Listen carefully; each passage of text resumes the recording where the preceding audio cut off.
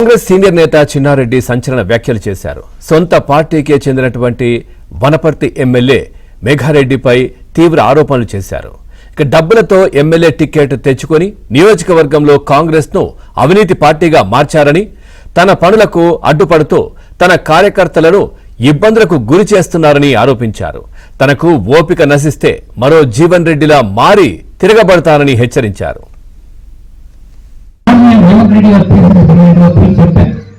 అన్నా ఈరోజు కాంగ్రెస్ పార్టీ గెలవబోతుంది, నేను ముఖ్యమంత్రి కాబోతున్నానన్న మాట కూడా నేను చెప్పాను. ఆ మాట నేనంత నిర్భయంగా వారే ముఖ్యమంత్రి అని చెప్పిన తర్వాత ఇంక భయమేమని చెప్పండి. ఆ ప్రకారంగా నేను చెప్పిన తర్వాత కూడా కొంత డబ్బులకు ఆశపడి నా టికెట్ పోశారు. నా 45 సంవత్సరాలు నిర్మాణం చేసుకున్న రాజకీయ జీవితాన్ని ఒక్క వేటుతో కింద పడేశారనేటువంటి మాట కూడా మీతో మేము మనం చేస్తూ ఉన్నాం. కాంగ్రెస్ పార్టీలో ఉండి 10 సంవత్సరాలు టీఆర్ఎస్ ప్రభుత్వం ఉంటే ఆ పార్టీలో పోయి అన్ని సంపాదించుకుని మళ్ళా వచ్చిన వాళ్ళకి వేసినారు.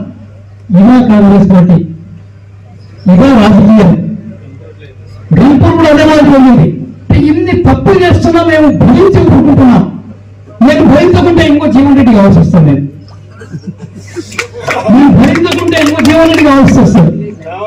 ఆ రక్తాన్ని చెమటోడ్చి పార్టీ నిర్మాణం చేశాను నేను వనపర్తిలో.